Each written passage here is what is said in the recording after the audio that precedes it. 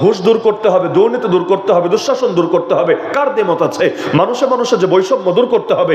এই যে বাংলাদেশে পুঁজিবাদের অভিশাপের কারণে ধনী আর গরিবের বৈষম্য খালি বাড়ছে আর বাড়ছে, এটাকে যত সম্ভব কমিয়ে আনতে হবে। কারণ ইসলামী অর্থনীতির মূলনীতি হলো, সূরা হাসরে আছে, কাইলা ইয়াকুনা দুলাতাম বাইনাল আগনিয়া মিনকুম, টাকাগুলো খালি বড়লোকের হাতে সীমাবদ্ধ যাতে না থাকে, বরঞ্চ বড়লোক এবং গরিব সকলের মধ্যে যাতে ছড়াতে থাকে।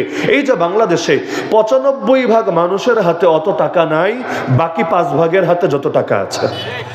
এই সিরাজগঞ্জে সব মানুষ মিলে সারা বছর যা খরচ করে, এমন হাতে গোনা অল্প কয়েকজন লোক আছে যাদের নিজেদের আয় এবং নিজেদের সম্পদ এর চাইতে আরো বেশি আছে। মানে এই পুরো জেলার মানুষের যত সম্পদ, এর চাইতে তাদের হাতে গোনা কয়েকজনের সম্পদ বেশি আছে। এই ব্যবধান থাকবে কেন মানুষে মানুষে?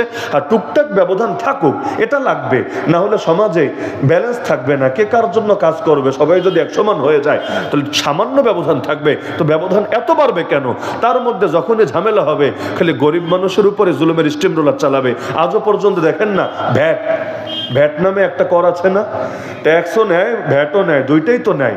এই ভ্যাটের মধ্যে বসুন্ধরা কোম্পানির মালিক, যমুনার মালিক, এরা যেই কয় টাকা ভ্যাট দেবে, আর আপনি একজন ভিক্ষুক, আপনারা ওই কয় টাকা ভ্যাট দিতে হবে। কেমন কথা? মোবাইল 1 মিনিট কথা বলেন, তাহলে সে যতটুকু ভ্যাট দিবে আপনাকে ততটুকু দিতে হবে না?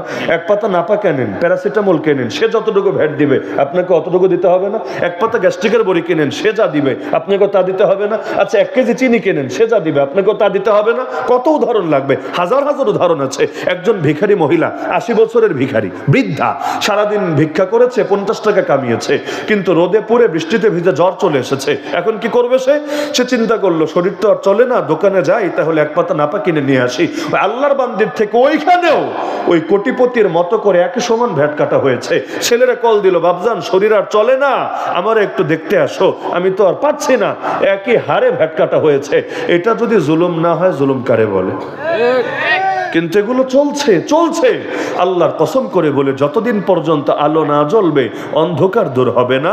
সুতরাং যতদিন পর্যন্ত আল্লাহর দ্বীন, আল্লাহর কোরআন, আল্লাহর শরীয়ত নামক আলো জ্বালাতে পারবেন না, ততদিন এই বাংলাদেশ থেকে অন্ধকার দূর হওয়া সম্ভব না।